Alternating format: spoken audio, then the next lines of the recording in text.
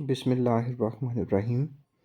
आज के सेशन में मैं आपको बताऊंगा कि इनकम टैक्स ऑर्डिनेंस 2001 इतना कम्प्लेक्स क्यों है। अक्सर ये क्वेश्चन किया जाता है हमारे दोस्त जो एडवोकेट्स हैं और मेरे जो दूसरे स्टूडेंट्स हैं मुख्तलिफ इंस्टीट्यूट्स के, वो पूछते हैं कि sir why income tax ordinance 2001 is so complex. तो इसको मेरे नज़दीक इसकी जो बेसिक रीज़न्स हैं वो 3 हैं, 3 हैं। उनमें से जो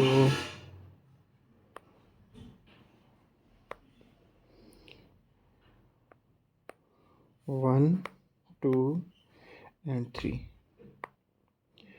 नंबर 1, ये जो इनकम टैक्स लॉ है ये मजमुआ है, कंपाउंड है 3 चीज़ों का।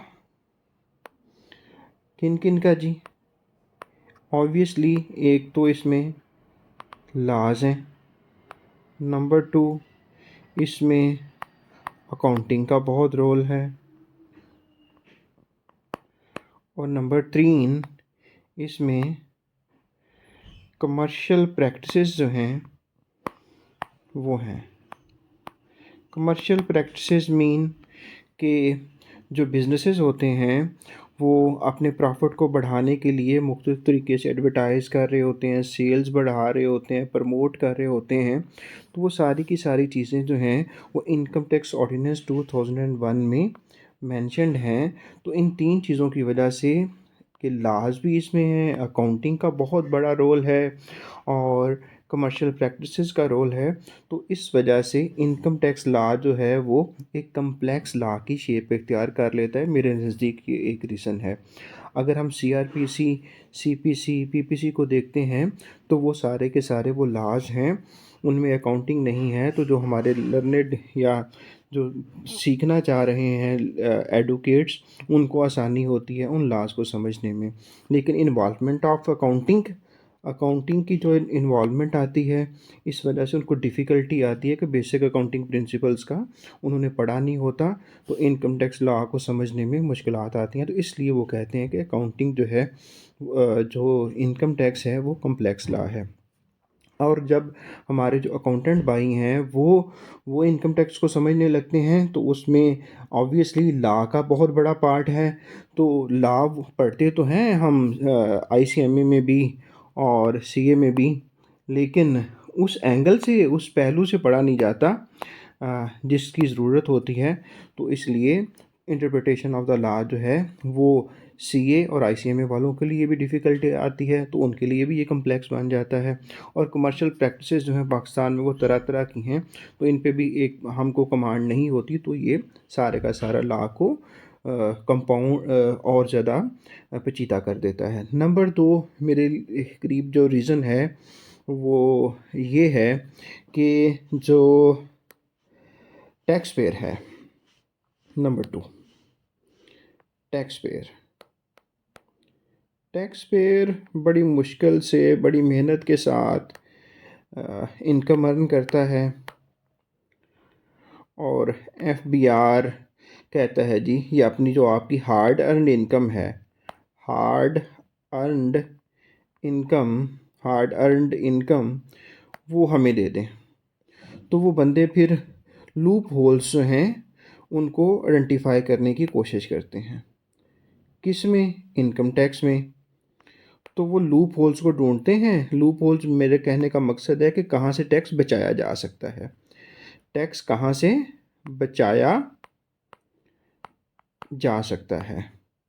तो वो लूप होल्स को आइडेंटिफाई करते हैं और आइडेंटिफाई करके उससे फ़ायदा उठाते हैं और टैक्स बचा लेते हैं। मिसाल के तौर पर अगर इस वक्त पाकिस्तान में टैक्स ये 2025 में कोई बंदा 1 crore 1 crore business income earn कर रहा है, तो उसका टैक्स का रेट हो जाएगा 45%। 45%। What does it mean? It means कि जो वो 1 करोड़ कमाएगा उसमें से 45 लाख तो एफबीआर ले जाएगा।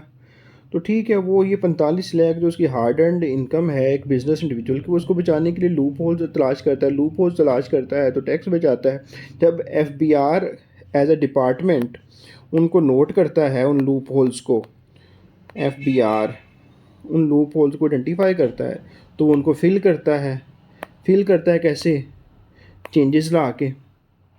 तो जितनी ज़्यादा चेंजेस आती जाती हैं, लॉ उतना ज़्यादा कम्प्लेक्स हो जाता है। तो ये दूसरा रीज़न ये है कि पीपल वांट टू, वो चाहते हैं कि उनकी हार्ड एंड इनकम जो है उसको बचाया जा सके। तो बचाने के लिए लूप होल तलाश करते हैं, बचाते हैं। FBI को भी पता चल जाता है कि लूप होल्स कौन से लोग कहाँ से बचा रहे हैं, तो वो फिर उनको फिल करता है चेंजेस ला के। जितनी ज़्यादा चेंजेस आती हैं, टैक्स लॉ जो है उतना और ज़्यादा वो कम्प्लेक्स हो जाता है। और मेरे नज़दीक जो तीसरी रीज़न है वो ये है कि ऐसे लोग, तीसरी रीज़न मेरे करीब ये है कि ऐसे लोग पाकिस्तान में जो कि हाई इन्फ्लुएंस है, जिनके पास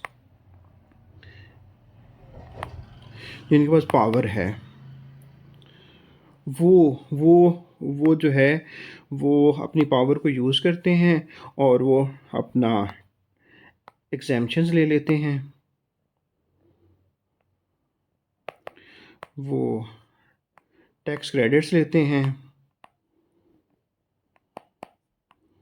ठीक, तो वो एग्ज़ैम्पशन और टैक्स क्रेडिट्स जो लेते हैं, तो वो जो इनकम टैक्स लॉ की शेप है, उस शेप को वो ख़राब कर देते हैं।